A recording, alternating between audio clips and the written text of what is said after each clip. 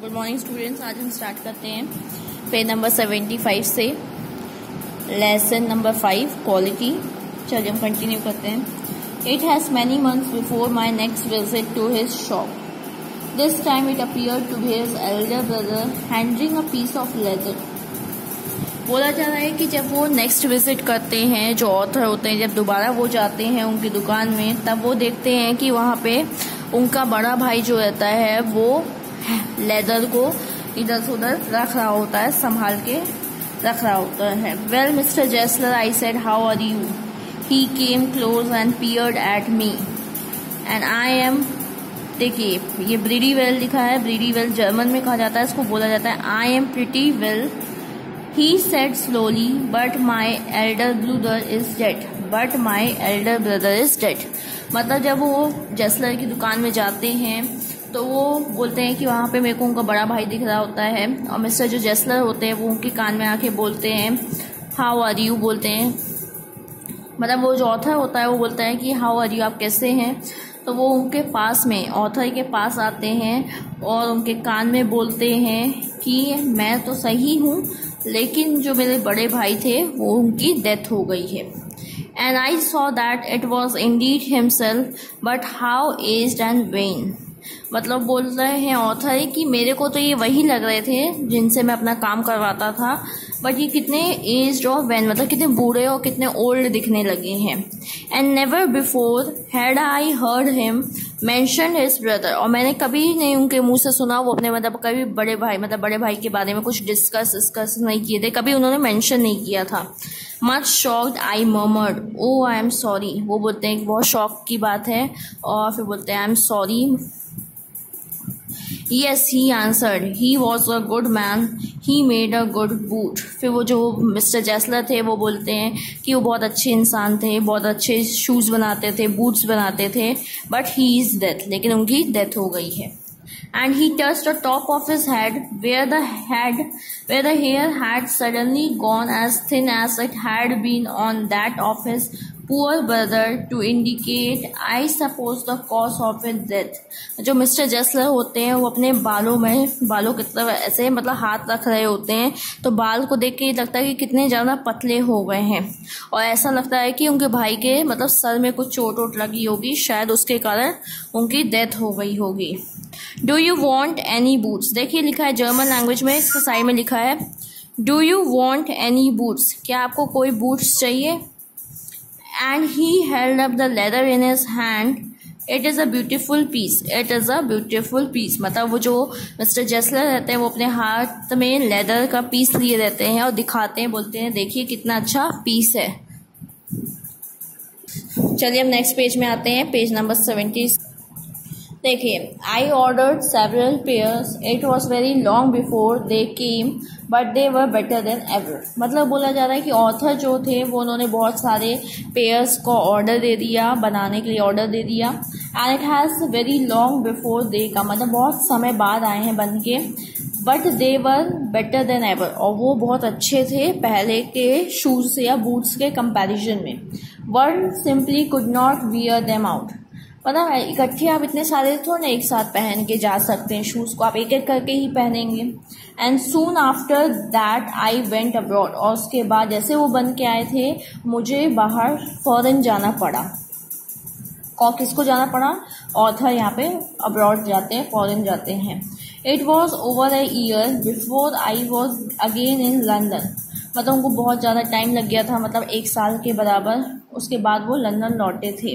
And the first shop I went to was my old friends. I have left a man of 60 and I came back to the man of 75, pinched and worn, who generally this time did not at first know me. मतलब वो बोलते हैं जैसे वो London आते हैं कुछ दिन के बाद वो कहाँ जाते हैं, मिस्टर जेसलर की शॉप में जाते हैं, और वो बोलते हैं ऑथर कि मैं ऐसे मतलब मैं 60, मतलब उनकी ये सपोज करते हैं कि 60 में मैं उनको छोड़ के गया था और अब आया हूँ, तो ऐसा लग रहा है कि 75 ईयर के हो गए हैं, मतलब इतने ज़्यादा एजेड और इतने ज़्यादा बूढ़े लगने लगे थे वो। Do you want any boots? He said, वो मुझसे पूछते हैं क्या आपको कोई बूट्स चाहिए। I can make them quickly, मैं उसको तुरंत बना के दे दूंगा। It is a slack time, slack time यहाँ लिखा हुआ है, स्लैक टाइम मतलब होता है मंदी का दौर, लेजी टाइम मतलब उस टाइम उनको पास कुछ ऑर्डर वगैरह नहीं आ रहे थे बनाने के लिए। आई आंसर्ड प्लीज़ प्लीज़, मतलब ऑथर बोलते हैं कि हाँ हाँ ज़रूर बना दीजिए। I want boots all around every kind, मुझे बहुत सारे बूट्स बनाने हैं जो हर काइंड के हों, बहुत डिफरेंट डिफरेंट काइंड के हों। I had given those boots up when one evening they came, one by one I tried them on.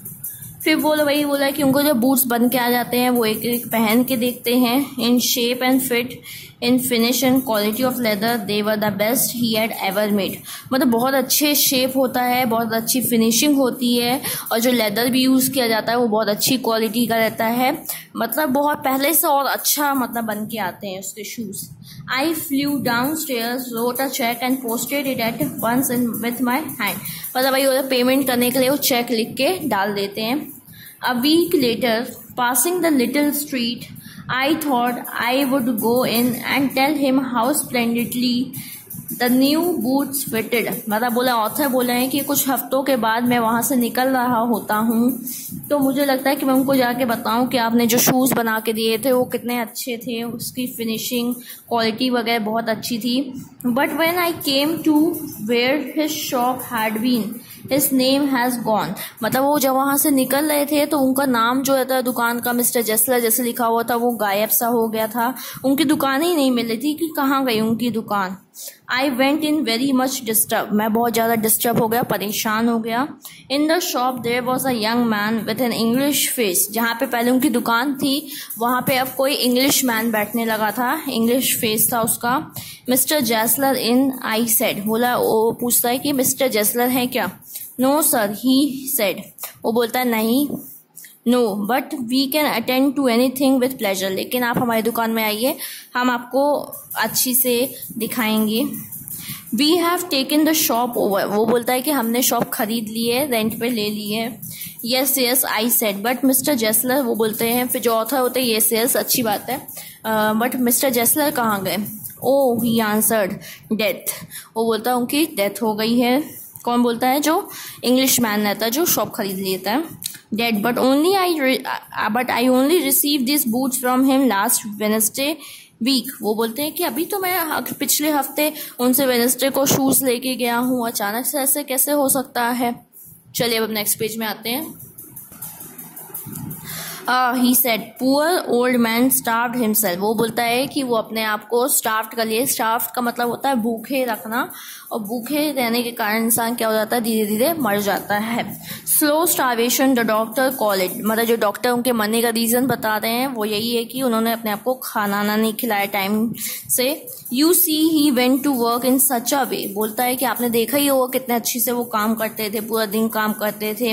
Would keep the shop on, wouldn't have a soul touch his boots except himself, मतलब बोलता है कि वो उतने अच्छे shoes बनाते थे और अपने काम के प्रति इतने वफादार थे, और मतलब वो पूरा टाइम अपना काम को दे देते थे। He got an order, it took him such a time, मतलब उनको ऑर्डर मिलता था और वो बहुत टाइम लेते थे शूज़ बनाने के लिए, लेकिन बहुत अच्छा बना के देते थे।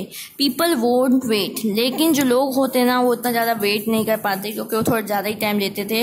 ही लॉस्ट एवरीबडी, मतलब धीरे धीरे उनके क्या हो गए, कस्टमर कम होने लगे क्योंकि कस्टमर्स को क्या तुरंत सामान चाहिए था और उनको थोड़ा टाइम लगता था बनाने में। And there he had set going on and on, ऐसे ही मतलब उनके कस्टमर कम होते चले गए। I will say that for him not a man in London made a better boot, अब ऑथर कहते हैं कि मैं ये कह सकता हूँ उनसे अच्छा शूज़ लंदन में कोई नहीं बना सकता है। But look at the competition he never advertised, मतलब वो बोलते हैं कि लेकिन इतना ज़्यादा कॉम्पिटिशन है मार्केट में, इतने लोग हैं शूज़ बेचने वाले, लेकिन उन्होंने कभी भी अपना दुकान का एडवर्टाइज नहीं किया। Would have the best leather too, लेकिन उनके पास जो लेदर यूज़ करते थे वो भी बहुत अच्छी क्वालिटी का होता था। And do it all himself, वो खुद ही सब काम करते थे। वेल देयर इट इज़, हाँ what could you expect with his ideas, मतलब वही बोला गया कि वो अपने काम में बहुत लगन से काम करते थे, बहुत डिवोट होकर काम करते थे, और वो जो भी काम करते थे वो खुद ही करते थे। But starvation that may be bit of flowery as a saying is, but I know myself, he was sitting over his book day and night to the very last you see I used to, मतलब जो English man है वो बोलता है कि मैं तुमको देखता ही था, वो दिन भर बूट्स को बनाने में लगे रहते थे, चाहे दिन हो चाहे रात हो, वो लेदर को ही देखते रहते थे, बूट्स को ही रिपेयरिंग करते रहते थे, बनाते रहते थे, मतलब पूरा टाइम वो अपने काम को डिवोट करते थे। चलिए अब नेक्स्ट पेज में आते हैं। Watch him never give himself time to eat, मतलब वो खाने तक को टाइम नहीं देते थे। Never had a penny in the house, लेकिन उनके घर में पैसा भी नहीं हुआ करता था। All went in rent and leather, मतलब लेदर महंगा आता था, लेदर खरीदने में और दुकान के किराए देने में जो पैसा वो कमाते थे वो पूरा खर्च हो जाता था। How he live so long I don't know, वो बोलते हैं कि कौन इंग्लिश मैन बोलता है कि वो इतने दिन तक कैसे रह लिए, मेरे को यही समझ में नहीं आता है। He regularly let his fire go out, he was a character but he made good boots. Yes I said he made good boots, मतलब वो वही बता रहे हैं कि मतलब उनको जो पैसा वो थोड़ा बहुत कमाते थे वो उनके रेंट में चला जाता था, और जो खानों में मतलब रेंट में लेदर खरीदने में चला जाता, उनके पास खाने के तक के पैसे नहीं हुआ करते थे, लेकिन वो इंसान बहुत अच्छे थे, वो बहुत अच्छे शूज़ बनाते थे। इसी तरह आपकी स्टोरी ख़त्म होती है मिस्टर जेसलर क्वालिटी की, मतलब इसमें बताएगा कि इंसान कितना मेहनत से काम करता है, अपने खाने को टाइम नहीं देता है, और वो बेचारे धीरे धीरे डेथ हो जाती है उनकी। और मतलब आप लोग भी जानते हैं कि आज का मार्केट में इतना कंपटीशन है और एडवर्टाइजमेंट वगैरह भी ज़रूरी होता है, लेकिन उनके पास इतना पैसा नहीं आता था, उनका पूरा पैसा रेंट और लेदर में ही चला जाता था। But he was a good man, वो जो बनाते थे वो बहुत लंबे समय तक चलते थे शूज़, और बहुत अच्छी क्वालिटी के होते थे। चलिए ऐसे ही आपका चैप्टर ख़त्म होता है। Thank you.